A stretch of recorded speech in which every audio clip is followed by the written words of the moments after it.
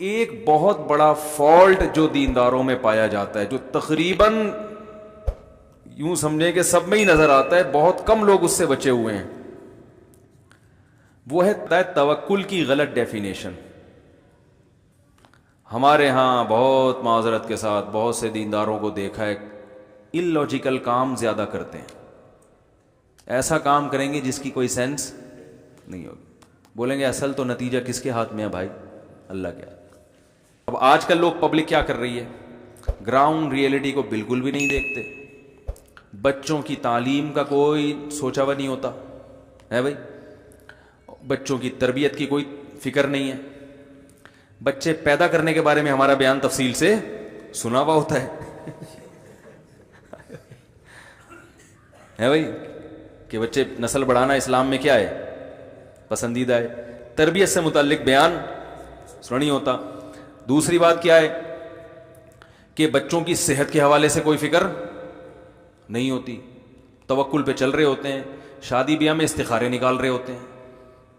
اچھا رشتے آتے نہیں ہیں، اچھے آ گئے، استخارے کی بھینٹ چڑھا دیا اس کو. حقیقت اچھا والا رشتہ آیا ہوا تھا، اماں نے استخارہ نکالا، وہ اس میں نیگیٹو آ رہا ہے، بہترین رشتے کا بیڑا غرق کر دیا.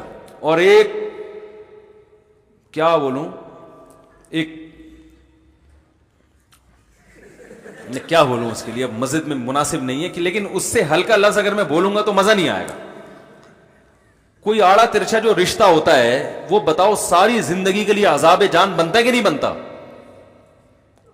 ساری زندگی کے لیے، کیونکہ استخارے میں آیا تھا مکھنچو کے حوالے کر دیا. بہت ہلکا لفظ ہے مکھنچو، بہت ہلکا لفظ.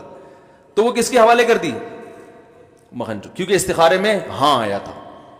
او بھائی یہ کون سا استخارہ ہے؟ خود محمد صلی اللہ علیہ وسلم نے کس نے استخارے نکالے اپنی شادیوں میں؟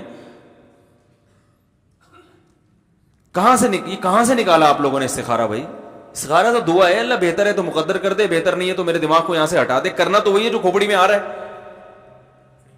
جب ایک رشتہ پسند آ گیا اس کا مطلب کھوپڑی میں آ گیا نا.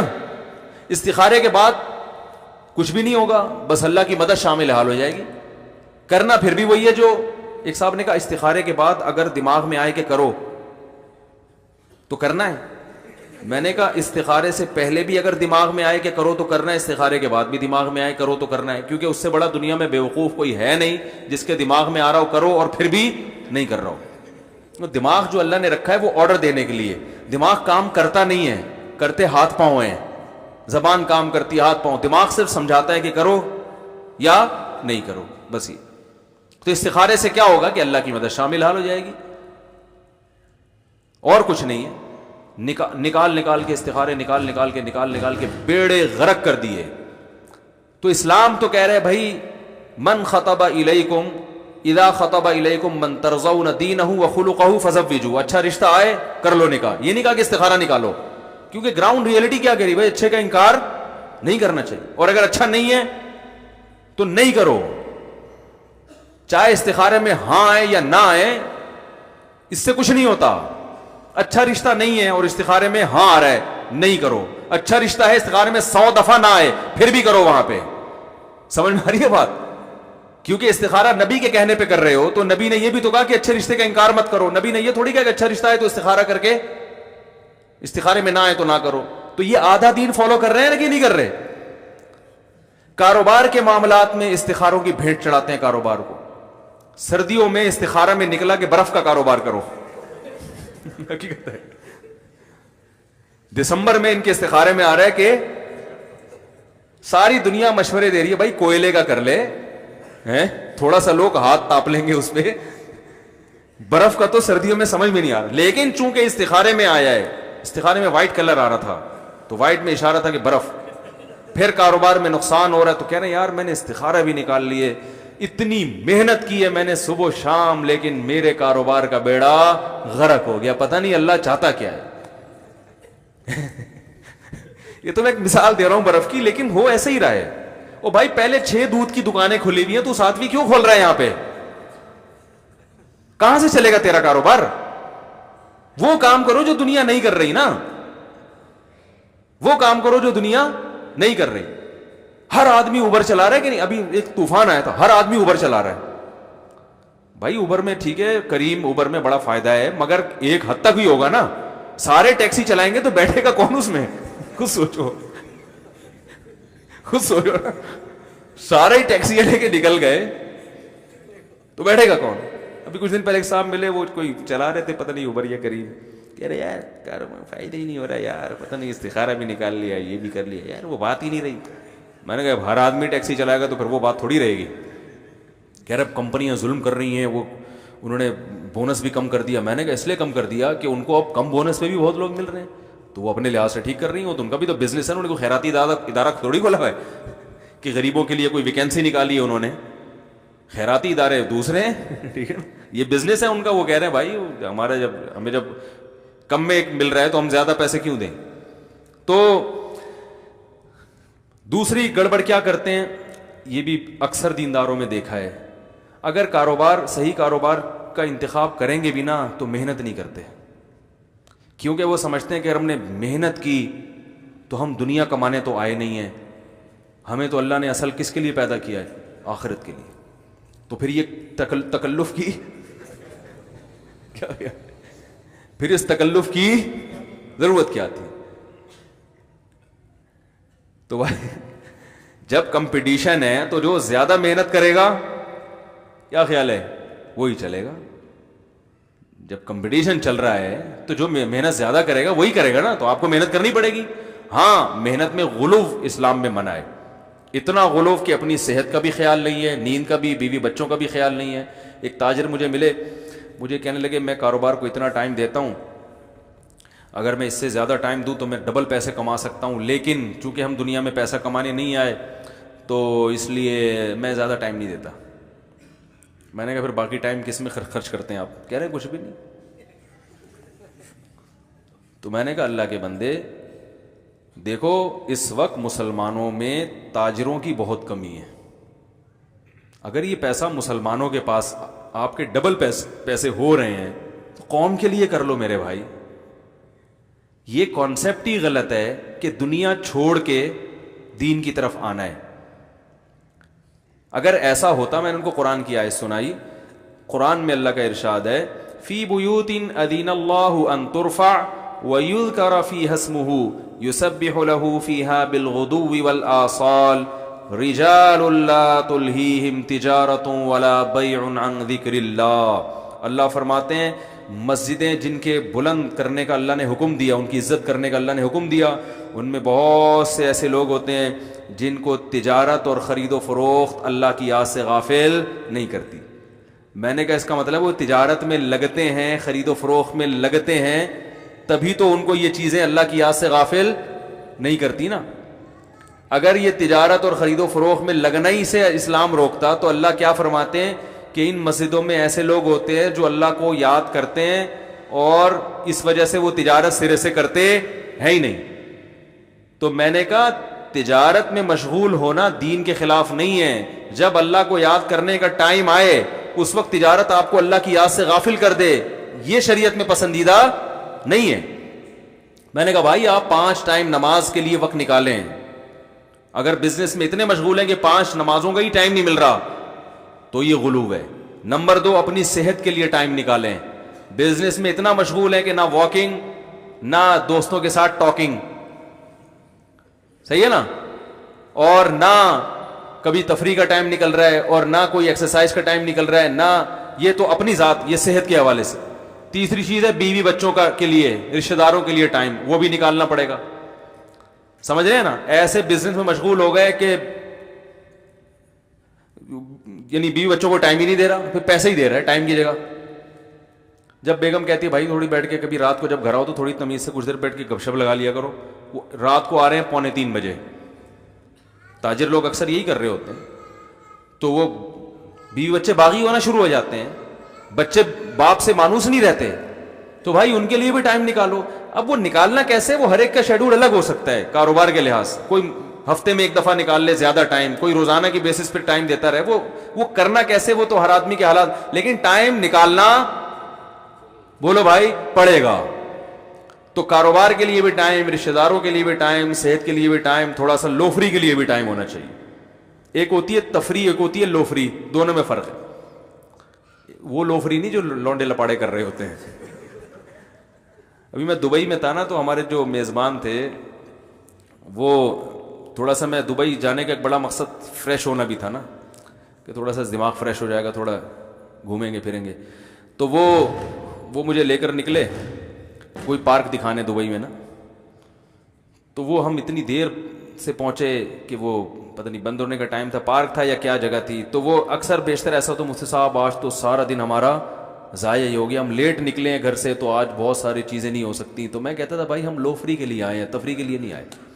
لوفری اور پکنک میں فرق یہ ہوتا ہے, تفریح میں انسان کا ایک ہدف ہوتا ہے, میں نے یہاں جانا ہے, لہذا اس کو ٹائم کا پابند ہوگا, اتنے ٹائم میں نے اس پارک میں گزارنا ہے, یا ایکویریم دیکھنا ہے, یا وغیرہ وغیرہ. تو وہ ایک ہدف ہوتا ہے. تو میں نے کہا اس میں بھی ایک ٹینشن ہوتی ہے. بھائی آپ نے ایک شیڈول بنایا کہ مجھے اتنے بج کے اتنے منٹ پہ فلاں پارک میں جانا ہے, وہ دیکھنا ہے, نہیں پہنچو ٹینشن ہوگی نا. لوفری کہتے ہیں صبح نکلو, جدھر بھی چلے جاؤ, صحیح ہے نا, جہاں بھی پہنچ گئے وہ وہی تفریح ہے. تو میں نے کہا بس اب جب نکل گئے نا جو اپنی رہائش گاہ سے, تو ہماری پکنک شروع ہے. کوئی بات نہیں, وقت پہ پہنچے تو بھی ٹھیک ہے, نہیں پہنچے تو یہی پکنک ہو رہی ہے. اور سناؤ کیا حال ہے, کوئی لطیفہ سناؤ, ٹھیک ہے نا. اس کو کیا کہتے ہیں, لوفری. لوفری کا مطلب بس نکل جاؤ. تو دماغ کو کیا ہے, کوئی ٹینشن نہ لیے. یہ بھی تو ایک ٹینشن ہے نا, میں نے پارک جانا ہے یا بیچ پہ جانا ہے یا سوئمنگ کرنی ہے, تو سوئمنگ کے لیے یہ ہونا چاہیے, تو یہ پاجامہ کہاں سے لاؤں, تو بوٹ کہاں سے لاؤں, پھر اتنے بجے پہنچنا ہے, اگر لیٹ ہو گئے تو وہ بند ہو جائے گا. تو یہ بھی ٹینشن ہے نا. لوفری کا مطلب نکلو, جدھر بھی جائے بس وہی ہے, ٹھیک ہے نا. جہاں بھی پہنچ گئے ٹھیک ہے, نہیں پہنچے تو بھی زیادہ ٹھیک ہے. پھر اس کو کیا کہتے ہیں, اٹ از کالڈ لوفری. جو لوفر لڑکے ہوتے ہیں نا وہ ایسے ہی کرتے ہیں نا, کوئی ان کا ہدف ہوتا ہے. بھائی جو بے روزگار لونڈے لپاڑے معذرت کے ساتھ جو صبح صبح گھر سے نکلتے ہیں, ان کا کوئی ہدف ہوتا ہے کہ کہیں جانا ہے. وہ ایسے ہی گھوم رہے ہوتے ہیں, کبھی اس گلی میں گھس گئے, کبھی اس گلی میں گھس گئے, کبھی گٹر کے ڈھکن پہ بیٹھ گئے, یہ والا ڈھکن صاف نہیں ہے تو اس ڈھکن پہ بیٹھ گئے, ٹھیک ہے نا. کوئی آج کل اکثر لڑکوں کا, تو اگر یہ کام روزانہ بیسس پر ہو پھر تو غلط ہے, لیکن سال میں 2-4 دفعہ یا مہینے میں 1-8 دفعہ لوفری بھی ہونی چاہیے. سمجھنے کے نہیں, ہاں اس میں لڑکے غلط کرتے ہیں, وہ پھر سیٹنگ بازیاں بھی شروع کر دیتے ہیں, وہ حرام ہے. لیکن مہینے میں 1 دفعہ انسان کو دماغ کو فریش کرنے کے لیے, یا سال میں 1 دفعہ یا 6 مہینے میں 1 دفعہ ایسا بھی ہونا چاہیے. بس گھر سے نکلے لوفری کریں گے, ٹھیک ہے نا. جہاں بھی چلے گئے, جہاں گئے وہ وہی دیکھ لیا. میں نے کہا چلو دبئی دیکھ لی ہم نے, مارکیٹ دیکھ لی, ماشاءاللہ یہ کیا بک رہا ہے بھائی. تو میں تو پھر ہر چیز انجوائے کرتا ہوں, کوئی بھی نظر آ جائے بھائی کیا بیچ رہا ہے بھائی, تو یہاں پہ کھڑا ہو. تو یہی لوفری ہے. ان سے انٹرویو لے لیا ہم نے تھوڑا سا, اچھا آپ کہاں کے ہیں, باجوڑ کے ہیں, ماشاء اللہ زبردست, تو کیسے یہاں جو ہے کب آئے یہاں پہ. انٹرویو لے لیا انسان نے اس سے, آپ کہاں کے, بھائی لاہور کے. یار یہاں تو وہ پائے وائے تو آپ کو ملتے نہیں, تو کیسے گزارا کر رہے ہیں آپ, ٹھیک ہے نا. تو ایک تھوڑا سا مزہ آ جاتا ہے, آدمی انٹرویو لے لیتا ہے اس سے. تو یہ تفریح نہیں ہے, یہ پکنک نہیں ہے, اٹ از کالڈ لوفری. تو آپ نے بزنس میں لوفری کے لیے بھی ٹائم بولو بھائی, جہاں کوئی کام نہ ہو, کوئی کام نہ ہو, بالکل کام لیس ہو کے بیٹھے ہیں آپ. کام ہے, کسی نے خربوزہ لا کے رکھ دیا تو خربوزہ کھا لیا, ٹھیک ہے نا. سموسہ رکھ دیا تو سموسہ پیل دیا, ٹھیک ہے. گٹکے پان پہ نہ جائیں بس. تو یہ جو ہے, یہ کبھی کبھی یہ بھی کیا ہے, یہ بہت ضروری ہے, صرف ضروری نہیں ہے. اکثر جو ڈپریشن اور نفسیاتی کیسز ہیں نا, میں نے پڑھاکو لوگ بھی پاگل ہوتے ہوئے دیکھے ہیں. دماغی محنت کر رہے ہیں قوم کے وسیع تر مفاد میں, کتابیں لے کے پڑھ رہے ہیں ہر وقت. دیکھو خوش مزاج دماغ جب تک فریش نہیں ہوگا تو خوش مزاجی آئے گی دماغ میں, اور جو خوش مزاج نہیں ہوتا وہ خود بھی ڈپریشن میں اور دوسروں کو بھی ڈپریشن کا مریض بناتا ہے کہ نہیں بناتا. تو میں نے دیکھے بہت سے پڑھے لکھے لوگ جو قوم کے وسیع تر مفاد میں اپنے مستقبل کو بنانے میں اور وقت ایک روٹین پہ چلتے چلتے سیٹنگ اوپر کی کیا ہو گئی, آؤٹ ہو. میں جب پاکستان نیوی میں نے شروع میں کچھ وقت اپرینٹسشپ کی ہے نا, تو وہاں ہمارے ایک ٹیچر تھے, بہت قابل تھے. وہ فزکس پڑھاتے تھے, پڑھاتے نا ایک لفظ کو 5-6 دفعہ ریپیٹ کرتے تھے. شروع میں تو ہم نے کہا پتہ نہیں کیا مسئلہ ہے, بعد میں پتہ چلا اتنے پڑھے لکھے ہیں کہ ادھر کی سیٹنگ کیا ہو گئی ہے, آؤٹ ہو گئی. میں نے کہا یار اتنا ہائی پروفائل ایجوکیٹڈ آدمی اور اتنی بڑی پوسٹ پر ادھر سے کیا ہے, کیا فائدہ یار. وجہ کیا ہے کہ زندگی میں کبھی لوفری تفریح کی ہے. تفریح تو بعض دفعہ خود ایک ٹینشن بن جاتی ہے. اب آپ کو پتا ہے کہ ایک پارک جانا ہے آپ نے, وہاں بچوں کو لے کے پہنچے, وہ بند ہو گیا یا کھلا ہے لیکن پتہ چلا جو ٹکٹ بہت مہنگا ہے, تو یہ پارک ٹینشن دے, یہ تفریح ٹینشن دے گی نا آپ کو. کیا خیال ہے؟ تو اس لیے ہم نے تفریح سے اوپر کی چیز نکالی ہے, حلال لوفری. اس میں لوفری کا لفظ چونکہ غلط معنی میں استعمال ہوتا ہے, کیونکہ وہ پھر وہ اس میں ناجائز تو ناجائز ہی ہوتا ہے نا, تو اس کو جائز لوفری آپ کہہ سکتے ہیں. تو کاروبار میں صحت کو ٹائم دیا, سمجھ رہے ہو, بیوی بچوں کو ٹائم دیا, والدین کو, یہ سب کیسے دینا ہے یہ اپنے بزنس کے حساب سے. اور پھر جو کچھ وقت دین کی تبلیغ کے لیے بھی تھوڑا سا ٹائم, چاہے مہینے میں ایک دفعہ, ہفتے میں ایک دفعہ, علماء کے بیانات سننے کے لیے بھی, علم کے لیے بھی. وہ ساری چیزیں آدمی جب تمیز سے بیٹھتا ہے نا, ڈائری لے کے, کاپی پینسل لے کے, تو سب چیزیں اس کو, ہم تو بیٹھتے ہی نہیں نا تمیز سے, سوچتے ہی نہیں ہے. لائف جو کاروبار میں گھسا ہوا ہے تو گھستا چلا جا رہا ہے, جو بیٹھا ہوا ہے سست بن کے, وہ سست ساری صبح شام سونے میں گزر جاتے ہیں اس کے. تو کبھی کاپی پینسل لے کے بیٹھیں, اپنی ٹائم, اپنی لائف کو تھوڑا سا مینیج کریں. تو اس میں شیطان سب سے بڑا وسوسہ کیا دیکھو, یار جب ٹائم اتنی وہ ہو جائے گا نا, ایک ٹائم باؤنڈ زندگی ہو, تو ہم تو اسٹریس میں جائیں گے. تو میں نے بتایا کہ اسی میں لوفری کے لیے بھی ٹائم ہے نا, تو اسٹریس میں کیسے جائیں گے آپ, کیسے جائیں گے بھائی اسٹریس میں؟ وہ بھی ایک, لیکن اس کے بھی ایک لمٹ ہونی چاہیے نا. اب دیکھو ہم ایک ہفتہ دبئی لوفری کر کے آ گئے, اب یہ دوبارہ تھوڑی جا رہے ہیں. مجھے لوگ تو اب بھی بلا رہے ہیں مختلف ملکوں سے. میں نے کہا یار میں نے گھر میں بھی بیٹھنا ہے, ابھی بھی دعوت آئی ہوئی ہے ایک دوسرے کنٹری سے, تو میں نہیں جا رہا. میں نے کہا بھائی میرا مدرسہ بھی ہے, وہاں میں نے پڑھانا ہے, مدرسے والوں نے نکال دیا ہے. تو ہمارا جو علمی ترقی ہے ساری, جو ہم وہاں ٹیچنگ کر کے ایک علم حاصل, جو علماء ٹیچنگ نہیں کرتے نا, تدریس نہیں کرتے, ان کا علم نیچے آنا شروع ہو جاتا ہے. تو میں نے کہا ہم تو سارا علم جو ہمیں کنواں جو پانی جو ملتا ہے وہ تو مدرسے سے ملتا ہے نا, ٹیچنگ کرتے ہیں, قرآن حدیث اور فقہ پڑھاتے ہیں, تو وہاں سے معلومات جمع ہوتی ہیں, تو وہی سارا کام خراب ہو جائے گا. تو بڑے ہر چیز کو ایک تھوڑا سا بیلنس رکھنا پڑتا ہے. تو دیندار میں جو بڑی میں گڑبڑ بتا رہا تھا کہ وہ سرے سے محنت کرتے ہی نہیں ہیں, یا دین کی غلط تشریح ان کے دماغ میں آتی ہے. کاروبار بھائی تو ڈبل کما سکتا ہے, تو آدھا کیوں کما رہا ہے؟ تم ڈبل کماؤ اور اس کمائی کو اللہ کی قرب کا ذریعہ بناؤ. رشتہ داروں پہ خرچ کرو, یتیموں پہ خرچ کرو, دینی مدارس پہ خرچ کرو, دین کی تبلیغ پہ خرچ کرو. حضرت عثمان رضی اللہ تعالیٰ عنہ اگر غریب ہوتے تو کیا 100 گھوڑے دیتے جہاد میں؟ وہ نبی صلی اللہ علیہ وسلم کو جہاد میں مال کی بھی ضرورت تھی کہ نہیں تھی؟ تو یہ مالی تعاون کس نے کیا؟ تاجروں نے کیا نا, جو صحابہ. اگر وہ تجارت چھوڑ دیتے کہ ہم پوری زندگی دین کی تبلیغ کریں گے, تو اللہ کے نبی فرماتے تبلیغ کے لیے بھی پیسے تو چاہیے, وہ کہاں سے لاؤں میں؟ نہیں یار یہ سمجھ میں میرے بھائی.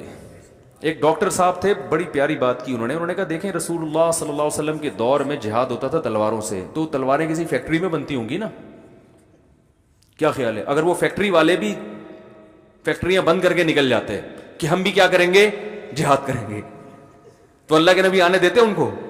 بولتے بھائی تم اسی بزنس میں, تم یہی بزنس کرو, لوہے بناؤ, زرے بناؤ, بھائی اس سے خریدنے کے لیے کچھ تو مل رہا ہے نا ہمیں. تو دین کی تبلیغ کے لیے کوئی بھی, تبلیغ والے بھی نہیں چھڑواتے. تبلیغ والے یہ کہتے ہیں بھائی 1-4 مہینے لگا کے سیکھ لو کام کو. جب پوری زندگی ایک بزنس میں لگائی ہے تو کچھ وقت تبلیغ میں سب کچھ چھوڑ چھاڑ کے کچھ وقت لگواتے ہیں. کچھ وقت اس لیے لگواتے ہیں کہ اب ساری زندگی دین کبھی نہ سیکھا نہ سنا, وہ چیزیں تو بہت کر لی, تو اب 4 مہینے لگا کے 100% دینی ماحول میں ہوگے تو اس کی اہمیت پیدا ہوگی. اس کے بعد پھر وہ کہتے ہیں اب گھر جا کے اپنے کاروبار سنبھالو اور مسجد میں ٹائم دو. ایسا ہی ہے نا. تو جس میں جتنا حوصلہ ہوتا ہے کوئی سال کے لیے چلا جاتا ہے, کوئی کچھ لوگ ہیں جو رائبڈ میں مقیم ہوئے ہوئے ہیں, کچھ لوگ ہیں, ایسے نہیں ہے کہ پورا کراچی رائبڈ میں جا کے مقیم ہو گیا, یا کیونکہ پھر ریونڈ والوں کو کھانے کے لیے کہاں سے ملے گا؟ سارے ہی تاجر اگر ریونڈ میں مقیم ہو جائیں, سارے ہی اگر ریونڈ میں مقیم ہو جائیں, تو ریونڈ میں تو میرے بھائی وہ ان کو تو ڈاکٹر کی بھی وارڈ اسٹینڈ بائی ڈاکٹر ہوتے ہیں, تو سارے MBBS کے بچے بھی وہاں آ جائیں گے, تو کوئی فیوچر میں ان کو ڈاکٹر ملے گا, کوئی الیکٹریشین ملے گا پنکھا جوڑنے کے لیے, مائک خراب ہو جائے گا تو کوئی بندہ ملے گا, وہ جو مائک ٹھیک کرنے والا ہے وہ کہے گا میں تو خود ساری ایجوکیشن چھوڑ چھاڑ کے تبلیغ کے لیے نکل گیا, وہ مائک ٹھیک کرنے والا نہیں ملے گا آپ کو. تو دینداروں کو جو میرے بھائی یہ جو مختلف تانے دیے جاتے ہیں, کچھ تانے صحیح بھی ہوتے ہیں. تو پہلی وجہ اس کی میں نے بتائی جذباتیت. نمبر 2 توکل کی غلط تشریح. سمجھ رہے ہو نا, زمینی حقائق دیکھ کے فیصلے نہیں کر رہے ہوتے, محنت نہیں. جو قوم محنت کرتی ہے, دیکھو غیر مسلم ممالک میں, یورپ میں بہت سے کنٹریز ایسے ہیں جن کی طبعی عمر 10-20 سال تک بڑھ چکی ہے. ریٹائرمنٹ کی عمر بڑھا دی ان لوگوں نے, 60 سال ہوتی تھی اب 70 سال ریٹائرمنٹ کی عمر کر دی. کیوں؟ اس لیے کہ جگہ جگہ جم بن گئے ہیں, جگہ جگہ پارک بن گئے ہیں, لوگ جاگنگ بھی کر رہے ہیں, واکنگ بھی کر رہے ہیں, اور جناب صحت کا بڑا خیال کر. تو اللہ نے ان کی عمروں کو, جاپان میں 100 سال سے اوپر کے بہت لوگ ملیں گے آپ. ہمارے ہاں پہلے ماں اپنے بچے کو توکل کی بھیंٹ چڑھاتی ہے, وہ جو چیزیں بچے کے لیے ضروری ہیں وہ کھانے کو نہیں دے گی, وہ جو گند بلا دکان سے مل رہا ہے کھائے جا رہا ہے, کھائے جا رہا ہے, کھائے جا رہا ہے. جب بچہ ہو گیا بیمار تو پھر دم درود, پھر بھی پرہیز نہیں, دم درود, جھاڑ پھونک, تعویذ, دعائیں, منتیں, نظر لگا دی, فلاں نے یہ کر دیا, مرچیں جلاؤ, یہ گھما پھرا کے پھر وہ اللہ کی قدرت ہوتی ہے کہ وہ بچ جاتا ہے. بچتے بچتے پھر مختلف. اچھا, پارک میں جو چہل قدمی کرتے ہیں نا معذرت کے ساتھ, ان سے میں کئی دفعہ میرا ارادہ ان سے بولوں کہ آپ گھر چلے جائیں, اس چہل قدمی میں ٹائم ویسٹنگ کے علاوہ کچھ بھی حاصل نہیں ہو رہا. کبھی کبھار میں بھی صبح پارک میں جاتا ہوں نا, کن پارکوں میں جاتا ہوں یہ نہیں بتاؤں گا میں آپ کو, کبھی کسی میں کبھی کسی میں کبھی لوکیشن نہیں بتاتا میں تو. لیکن پارک میں ایک چیز دیکھی ہے, لوگ چہل قدمی کر رہے ہوتے ہیں باتوں کے ساتھ, واکنگ کے بجائے ٹاکنگ پہ زیادہ زور ہوتا ہے.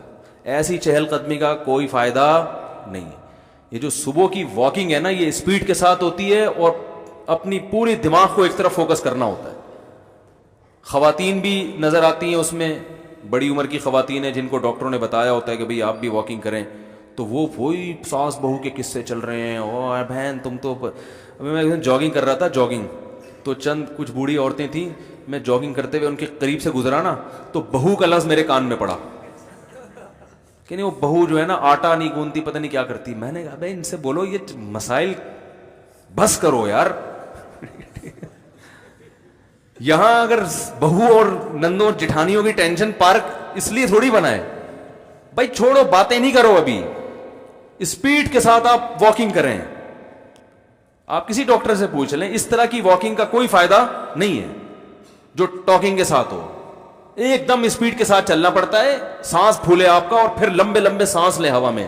یہ 10-15 منٹ کی واکنگ بہت زیادہ مفید ہے صحت کے لیے. تو جاگنگ بھی نہیں ہے, نہ واکنگ ہے, نہ جم وم جانا اسلام کے خلاف سمجھا جاتا ہے. میں کبھی کبھار جم جاتا ہوں, ہر تھوڑی دیر میں آدمی آ کے مجھے دیکھ رہے ہوتے جیسے کوئی پتہ نہیں کوئی خلائی مخلوق آ گئی ہے. کہہ رہے مفتی صاحب آپ, مفتی صاحب آپ ریئلی اس طرح کے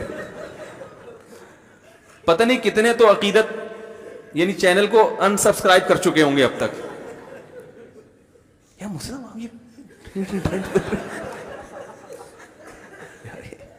یہ مفتی ہو گئے یار, یہ کام کر رہے ہو. اب مجھے ایک بات بتاؤ, ایک کامن سینس کی بات ہے.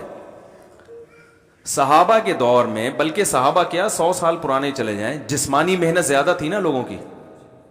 گاڑیاں ایجاد نہیں ہوئی تھیں, بائکیں نہیں تھیں, سارے کام پیدل ہوتے تھے, اور سارے کام لوگ گھر میں خود کرتے تھے. وزن بھی اٹھا رہے ہیں, ادھر جا رہے ہیں ادھر جا رہے ہیں. کمپیوٹر ایجاد نہیں ہوا تھا, کوئی ٹھش پش بٹن کا کوئی سسٹم نہیں تھا. بیل بھی نہیں ہوتی تھی, دروازہ بجانا پڑتا, دھاپ دھاپ دھاپ, اس سے ہاتھوں کی ایکسرسائز ہوتی تھی. کیا خیال ہے, گدھا گاڑی کو, گدھے کو چلانے میں آدمی کو خود گدھا بننا پڑتا ہے. گدھا اگر مریل ہے تو اس کو دھکے دے رہے ہیں. گھوڑا گاڑی, گدھا گاڑی, یہ ساری چیزیں ہوتی تھی نا. تو جسمانی ایکٹیویٹی بہت زیادہ تھی. اب مجھے ایک بات بتاؤ, سائنسی ترقی سے کیا انسان کی نیچر چینج ہو گئی ہے؟ لوگ کہتے ہیں اب اتنی ترقی کا دور ہے, اب ہمیں جسمانی محنت کی ضرورت نہیں ہے. تو میں کہتا ہوں بھائی آدم علیہ السلام کو بھی پیٹ بھرنے کے لیے روٹی کھانی پڑی تھی, گندم یا جو. اب کوئی یہ کہے کہ سائنس نے بہت ترقی کر لی ہے, اب ہم 10,000 سال پرانا والا فلسفہ نہیں چلائیں گے, اب بھی وہی خربوزے کھائیں, انار کھائیں. اب تو اتنی ٹیکنالوجی نے ترقی کی ہے, اب تو گیس پہ چلیں گے ہم. ہو سکتا ہے بھائی, جاپان کا سائنسدان جو بہت بڑی ایجادات کر چکا ہے, لیبارٹری میں جب وہ کام کر رہا ہوتا ہے نا, تو اپنی انرجی کے لیے اس کو بھی باہر نکل کے خربوزہ کھانا پڑتا ہے. ایسا ہی ہے نا, وہی طریقے سے انسان کی باڈی میں کوئی چینج نہیں آیا. میدے کا سسٹم وہی ہے جو 10 15 20 ہزار سال پہلے تھا. چبانا انہی دانتوں سے پڑے گا. گرینڈ کی بھی چیزیں آپ پیٹ میں ڈالو گے کہ مجھے دانتوں کے چبانے کے اب تکلف نہ ہو, تو وہ تھوڑے دنوں میں مر جاؤ گے. ویسے ہی آپ ایسے ہی ہے نا, روٹی بھی چبانی پڑے گی آپ کو, وہ سارا. ہاں بیماروں کے لیے نئی نئی چیزیں ایجاد ہو گئی ہیں, لیکن وہ جو چیزیں ایجاد ہوئی ہیں وہ بھی ہیں یہی جڑی بوٹیاں ہیں جن کو مختلف شکلوں میں. پیناڈول اب اس پیکنگ میں آ گئی ہے, ورنہ پیناڈول ہمیشہ سے کھا رہا ہے انسان, لیکن اس شکل میں نہیں تھا. اس شکل میں نہیں, وہ کسی اور شکل میں ہوگی. وہ حکیم کوئی جڑی بوٹی کھلا دیتے ہوں گے جس میں بخار اتارنے کے کچھ چیزیں پڑی ہوئی ہوتی ہوں گی اس میں. تو پیراسیٹامول جو ہے نا, جو مشہور ایک فارمولا ہے. تو اسی طرح یاد رکھو, جب سائنس کتنی ہی ترقی کر لے, اب اگر کمپیوٹر ایجاد ہو گیا ہے اور آپ بٹن پہ سارے کام کر لیتے ہو, تو اس سے آپ کی انگلیوں کو جو حرکت دینے کی ریکوائرمنٹ ہے وہ پوری نہیں ہوگی. سمجھ رہے ہو نا, اس کے لیے آپ کو الگ سے حرکت دینی پڑے گی, بھاگنا پڑے گا, چلنا پھرے گا. کیونکہ اللہ نے جو ہمیں مسل دیے ہیں وہ اس لیے تھوڑی دیے ہیں, وہ تو ہاتھ تو وزن اٹھائے گا تو ہاتھ رہے گا, پاؤں سے چلو گے تو چلنے کے قابل رہو گے. اور یہ بات تو وہ جنہوں نے یہ مشینیں ایجاد کی ہیں وہ ہم سے زیادہ ان چیزوں کے قائل ہیں, تبھی وہ اتنی کچھ ایجاد کر کے بھی سائیکلنگ کر رہے ہوتے ہیں, صبح صبح سائیکل چلا رہے ہوتے ہیں, جاگنگ کر رہے ہوتے ہیں. میں ملیشیا میں تھا تو زیادہ تر غیر ملکی ہمیں لگے پارک میں جاگنگ کرنے والے, مسلمان وہاں بھی کیا ہیں بیچارے شارٹ. تو اب اس میں کوئی مفتی ہو, عالم ہو, جو بھی ہو, کچھ بھی بن جاؤ, تو باڈی یہ نہیں دیکھتی کہ آپ مفتی صاحب ہیں تو آپ گھر میں پڑے ہوئے رہیں, ٹھیک ہے نا, کھاتے جائیں, اسٹور کرتے جائیں, آپ کے کوہان کی شکل میں جمع ہو جائے گا. کیونکہ آپ مفتی ہیں, آپ کے پاس ورزش کا ٹائم نہیں ہے, یا ورزش آپ کے وقار کے خلاف ہے. لوگ کیا کہیں گے؟ لوگ بولیں گے مفتی صاحب ہو گئے ڈنڈ پیل رہے ہیں. تو لہذا یہ آپ کے چونکہ ایکچولی وقار کے خلاف ہے, تو وہ کیا نتیجہ یہ نکلے گا کہ وہ جو مفتی صاحب ہیں, باڈی نہیں مانتی کسی کو تو مفتی ہے یا عالم ہے یا ڈاکٹر ہے یا کچھ, باڈی نہیں مانتی. وہ کہیں گے بھائی پہلے تم انسان ہو, میڈیکل سائنس کی زبان میں تم ایک سمجھدار حیوان ہو. حقیقت ہے نا, میڈیکل سائنس کیا کہتی ہے, انسان بھی جانور ہی ہے لیکن ایک بڑا ذہین قسم کا حیوان ہے وہ. تو لہذا تمہیں صحت کو مینٹین رکھنے کے لیے وہ تمام کام کرنے پڑیں گے جو ایک مزدور کو کرنے پڑتے ہیں, ایک گٹکے والے کو کرنے پڑتے ہیں, ایک ٹماٹر والے کو کرنے پڑتے ہیں. اس میں چاہے کوئی مفتی اعظم ہو, چاہے وزیر اعظم ہو, چاہے وہ کچھ بھی ہو. لیکن لوگوں کی ایک سوچ کی بات بتا رہا ہوں. تو اب اکثر دینداروں کو دیکھا ہے وہ ورزش نہیں کرتے, وہ وقار کے خلاف سمجھتے ہیں. بزرگ بعض لوگ ہیں وہ نہیں کر رہے ہوتے ورزش, حالانکہ وہ بزرگ ہیں, وہ کہتے ہیں یار ہم ورزش کریں. وہ اگر پارک میں چہل قدمی بھی کر رہے ہوتے ہیں نا, تو وہ اپنے بزرگی کا پورا خیال کر کے کر رہے ہوتے ہیں, ایسے وقار سے خراما چلو. پھر مریدین کہہ رہے ہوتے ہیں کہ ہم حضرت جی سے ایک قدم آگے نکل گئے تو گستاخی ہو جائے گی. تو مریدین کی واکنگ بھی گئی تیل لینے. میں نے دیکھے ہیں بعض لوگ خانقاہوں سے فارغ ہیں, کوئی خلافت ملی ہوئی ہے ان کو, جوان ہیں, تو اب وہ واکنگ کر رہے ہوتے ہیں پارک میں بڑی تمیز کے ساتھ نا, وقار کے ساتھ, اور اسی وقار کا خیال کرتے ہوئے ان کے مریدین بھی پیچھے. وہ مریدین یہ ہو رہے تھے ایک قدم آگے نکل گئے تو گستاخی بھی ہو سکتی ہے. اب گستاخی تو کے چکر میں وہ تیز واک ہی نہیں ہو رہی. تو میں کہتا ہوں یا تو تمیز ادب کر لو یا اپنی صحت بنا لو, دونوں میں سے ایک کام کر لو. تو ان لوگوں سے میں مریدوں سے کہتا ہوں بھائی اپنے شیخ کے ساتھ واکنگ کی ضرورت ہی کیا ہے, شیخ کی اسپیڈ آہستہ ہے, آپ کی اسپیڈ تیز ہے. تو اگر بے ادبی کا خطرہ ہے تو دوسرے پارک میں جا کے وہاں کر لیا کرو, ٹھیک ہے نا. کیونکہ صحت یہ نہیں دیکھتی کہ آپ ادب کی وجہ سے آہستہ چل رہے تھے. اگر صحت یہ دیکھتی نا کہ چونکہ ان کے پاس چلنے کا ٹائم نہیں تھا, ان کو تیز چلنا چاہیے تھا, لیکن چونکہ ایکچولی ایک مجبوری تھی جس کی وجہ سے آہستہ چل رہے تھے, تو ان کی انرجی جتنی برن تیز چلنے میں ہونی چاہیے تھی اتنی آہستہ چلنے میں ہوگی. فطرت ان چیزوں کو لیفٹ نہیں کراتی. تو صحت کے معاملے میں دینداروں کو دیکھ لو, صحتیں برباد کی ہوئی ہیں. اور پھر ایک صاحب کو تو میں نے یہاں تک کہا, میں نے کہا دیکھو پھر بھی اللہ چاہے بیمار کر سکتا. اگر کوئی جم جا رہا ہے, جاگنگ کر رہا ہے, سارا صحت کا خیال کر رہا ہے, پھر بھی اللہ, پھر اگر بیماری آئے گی نا وہ کس کی طرف سے ہوگی؟ وہ اللہ کی طرف سے ہوگی, وہ اللہ کی طرف سے ہوگی.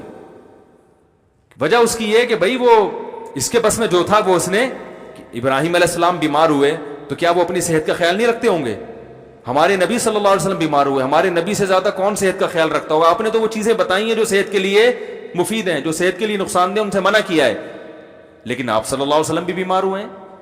تو ایک بیماری وہ ہوتی ہے جو اللہ کی طرف سے اور ایک خود کی طرف سے. تو ایک صاحب تھے, وہ کہنے لگے مفتی صاحب جب صحت کا خیال بھی ہم کریں گے اور جم بھی جا رہے ہیں اور جناب جاگنگ بھی کر رہے ہیں اور یہ سارے, تو پھر بیماری نہیں ہوں گے.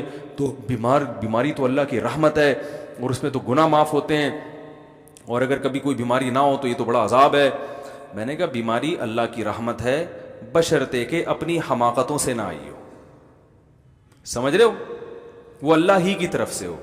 آپ گٹکا کھا کے منہ کا کینسر ہو گیا تو یہ آپ کی طرف سے ہے, یہ کینسر اللہ کی طرف سے نہیں ہے. سگریٹ پی پی کے پھیپھڑوں کا بیڑا غرق کر دیا آپ نے, تو یہ بیڑا غرق اللہ کی طرف سے نہیں ہوا ہے, ہوا تو اللہ کی طرف سے, اس لیے کہ سارے کام اللہ ہی کرتا ہے, لیکن وہ آپ کی حماقت کی سزا دی اللہ نے آپ کو.